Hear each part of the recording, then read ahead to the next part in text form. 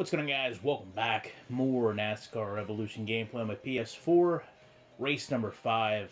We've obviously had a couple races now with a sponsor. I want to go into the team and show you now we have enough money to get the milling equipment to make a 1% increase in horsepower. So you can see how plain things are here. It's very tiered and structured in terms of what we would do. And as we go over, you look at the price of some of this stuff. You know, $100,000 to get to an engine shop, you learn this is going to be a very long and drawn out process. And when really you're just drawing things out at a very slow clip because you're not making a lot of money with sponsorships in the beginning, it gives you, or at least let me say it gives me, an impression of busy work more than it does something enjoyable in terms of gameplay. And I understand, you know, to the other side of that, everything shouldn't be handed to you. So, as I've said in the first video, don't just go run and get into a great car because you're going to hate this game in a day. But it really does seem like it's missing a lot when it comes to depth in this game, and hopefully those are things that get improved. So we go to California here. California is not a track I have good memories on. I won't tell who the driver is, but I went out to California once and we were working with engines. We were dealing with a different distributor and we had some engine problems, and the team owner basically said, you know, we have to finish one of these races to see where we are before we, you know, continue to pour money into this. So I am way up the track. What we did is essentially showed up with about 40 less horsepower than any other car, and we still didn't make the full race. And I remember it was just absolutely mortifying that we were not able to, and I think I might have made up a word there. It was probably the most demoralized I've been in racing, to show up with no real excuse to not finish and to still have a parts failure. You know, it's like if we couldn't perform at our worst, how are we going to perform anywhere near our best?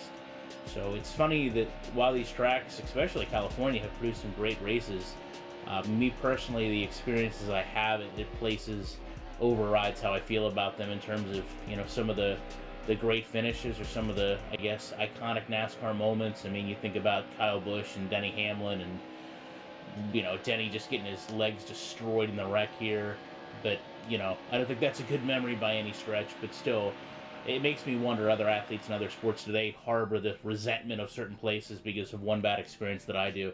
If you notice there, and if for those of you that didn't, over a second, I believe, at minimum a second off the pace, I can just tell you from what we talked about, you are not going to be able to keep up with anyone. There's no amount of draft that's going to save a second off the pace at any track. So, in reality, being that slow, adaptive AI aside, if you're going to make it difficult for me as a gamer to increase the speed of my car through, I guess, mundane tasks of sign different sponsors and make extra money and build your little team, then don't make it so when I go into race, I can take a car that isn't capable of running with any of the cars in the pack, but slow the pack down to a point where I'm able to all of a sudden compete. You're kind of fighting two ends of something there. You know, you're trying to make it realistic and keep the person entertained by not handing them everything, but you're actually not handing them enough to do anything with at the tracks that they're not able. I know that seems very odd, and I'm sure I described that terribly, but, you know, the point of it is you're forcing me into a position that I shouldn't be in because you want to make the game entertaining, and that's just stupid. Either commit to it all the way and go with it, and, you know, have people that don't like that, you know, part of the game, that don't like the career mode, or don't do it. You know, don't split hairs with it and have me back here 4 wide for 35th when this car wasn't able to even qualify in 40th.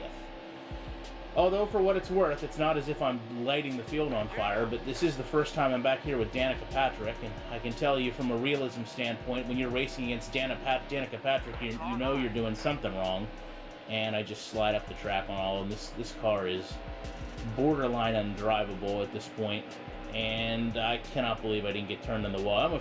I really almost turned myself in the wall doing that more than anything else. So this race, I would say, is not anywhere going anywhere near as well as I wanted to. And I just got sandwiched there for some reason. You will, from what I've seen other people playing this game, you will have like these 1 in a million like great runs at certain tracks, I guess to kind of speed up the process of you getting money. Which, again, it just seems like this is kind of a poorly constructed. Why am I just flying down this front stretch? Seems like a poorly put together concept, I guess, of what they tried to do here. I mean, I suppose there's some C for effort, but the execution just needed so much more. Honestly, if I could get a top 30 here, or even 30th, I would feel like this was an absolute win. I think I botched the whole thing there. I'm driving in way too deep. I don't know. Nope. Yeah, now I know. The last race, if you didn't know, actually did get beat there at the line. But in this one, yeah, I'm in the grass. That should be way out of control. Oh, now it is. I guess there's not much more you can say than that. On to next week. Appreciate you guys checking this one out.